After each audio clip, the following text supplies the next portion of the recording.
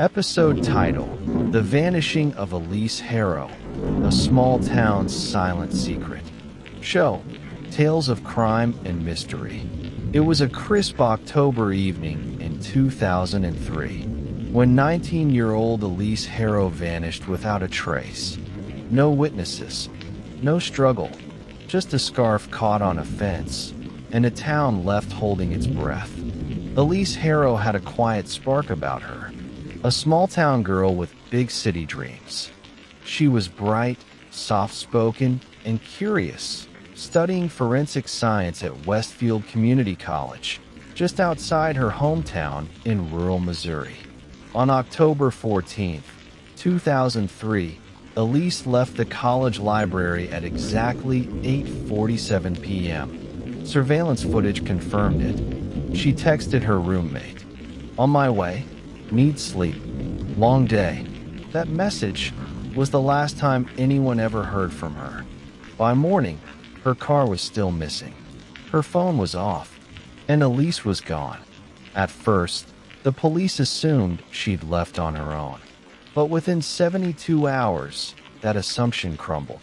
For days after she disappeared, a farmer noticed something odd near the edge of his cornfield. A silver 1998 Toyota Corolla, Elise's car. The door was cracked open. The keys were still in the ignition. Her purse, untouched in the passenger seat. But her phone?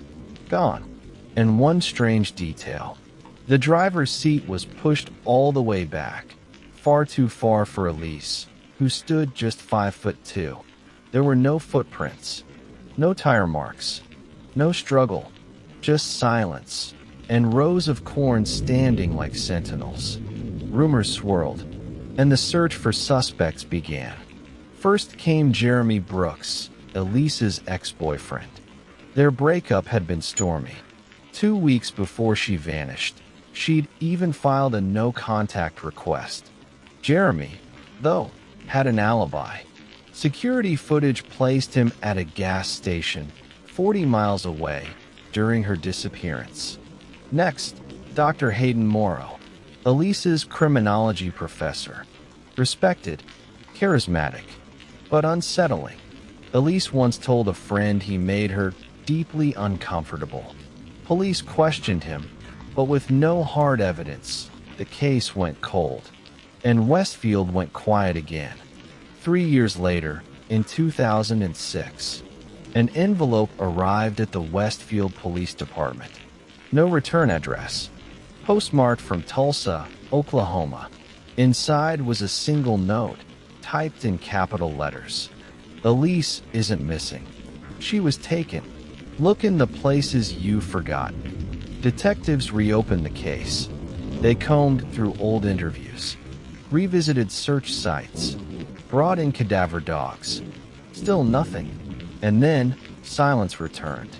In 2012, nearly a decade later, a team of forensic science students from a nearby university were granted access to abandoned church grounds on the edge of town. Elise had once attended youth group there. Behind the church, now just a skeleton of brick and ivy, stood an old well, sealed shut with rusted metal plating. On May 3rd, the well was opened. Inside, they found bone fragments. A femur, rib sections, a cracked skull. DNA confirmed it. The remains belonged to Elise Harrow. She had been there all along. There was no murder weapon, no fingerprints, no fresh leads. The well had protected its secret too well. Some believe Elise was killed by someone she knew, someone with access to the church grounds. Others think it was a drifter passing through. Some still whisper about Dr. Morrow. But to this day, no one has been charged. And the question remains, who took Elise Harrow? And why? Some crimes are solved. Some are buried. And some whisper just loud enough to remind us they're not done with us yet. This was the story of Elise Harrow. Another name on the long list of lives taken, but not forgotten. You've been listening to Tales of Crime and Mystery.